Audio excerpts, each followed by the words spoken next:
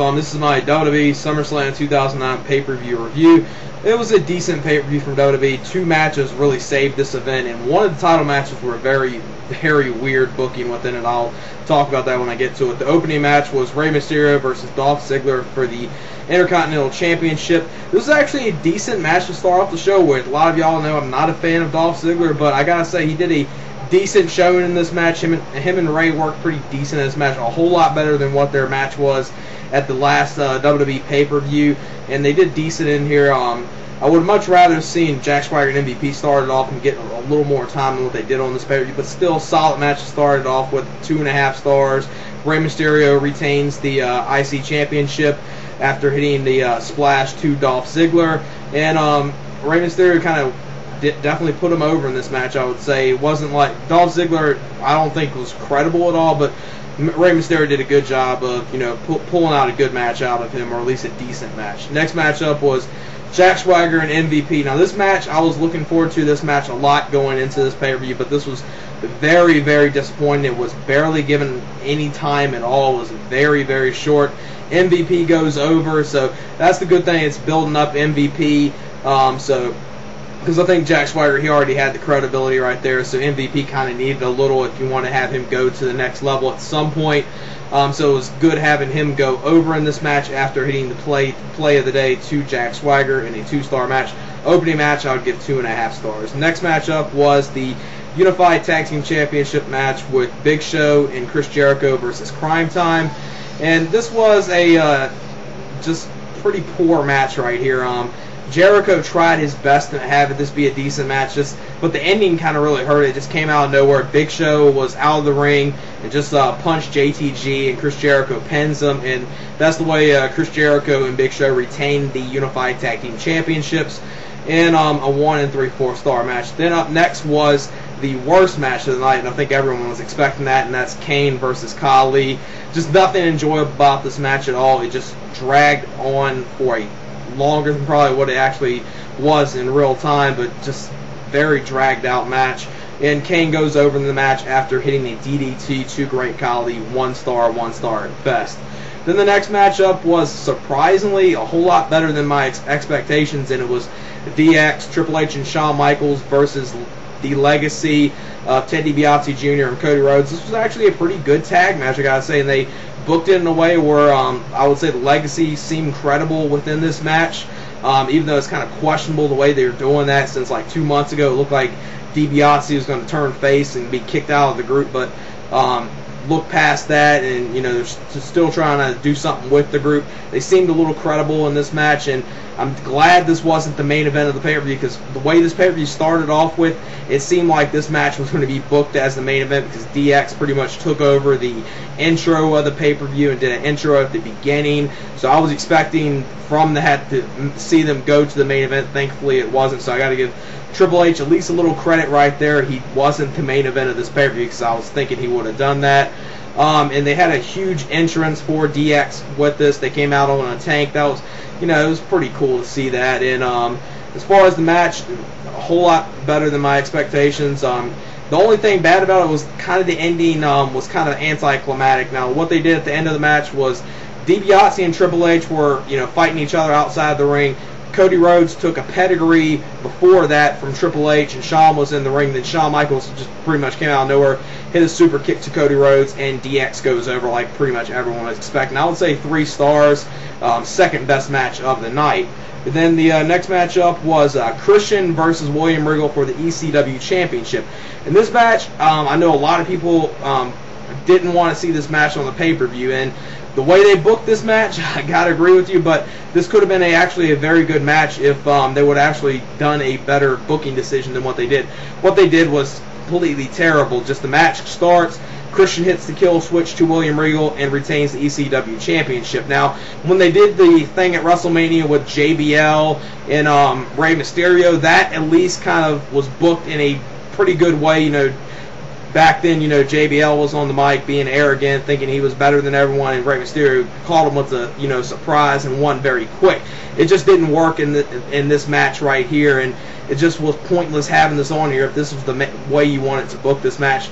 After the match, Ezekiel Jackson, Kozlov, and William Regal attack Christian, and William Regal puts him in a submission hold. So maybe with the next pay-per-view coming up, maybe we'll see a William Regal versus Christian match actually given time, and maybe have it be under submission rules, since I know the title matches for that pay-per-view are going to be held under submission rules. Since it was only 3 seconds, obviously no rating for that, NA for that. Then the next matchup was John Cena versus Randy Orton. Now, this match started off very good. This was for the WWE Championship. Started off very good. Looked like this was going to be, you know, an excellent match from the way this match started off at the beginning. But they did one thing that was really terrible with this match. They did one thing. Randy Orton first. Okay, there was 3 false finishes, or the match, 3 false endings within this match. First, Randy Orton pushes a ref, so he gets DQ'd. Lillian Garcia gets on the mic, and she did a very poor job. She pretty much messed up at least 1 or 2 times during these announcements, saying Randy Orton's the new champion, or announcing it in a very poor way. So the match gets restarted yet again. This time, when it gets restarted, Randy Orton pretty much, you see him and Cena go back and forth for a little bit. Then you see Randy Orton get himself intentionally counted out. Then the match starts over yet again. Then you see Randy Orton use the ropes. Starts over again. So when they just did that, I could have dealt with the 10 count. If they would have just done one of these false endings, and it would have been the 10 count, you know, Orton trying to walk out, and then, you know, Lillian Garcia saying if Randy Orton doesn't come back to the ring and doesn't restart the match, then he'll lose the championship. They did that.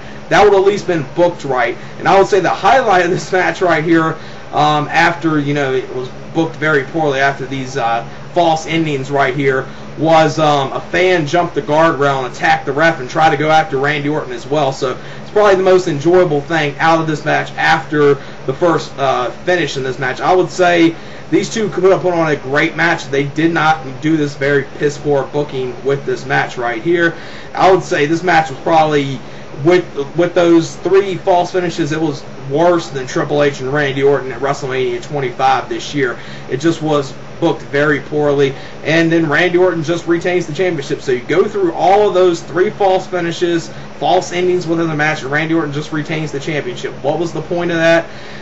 If I want to be generous, I'll give it, you know, 2 stars, maybe 1 3/4, but that's probably being generous since it was booked very terribly. But the one thing that saved this event was the main event, which was the TLC match for the World Heavyweight Championship with Jeff Hardy versus CM Punk. A very good TLC ladder match here. Really enjoyed it. Saw Jeff Hardy hit CM Punk with a lot of vicious chair shots.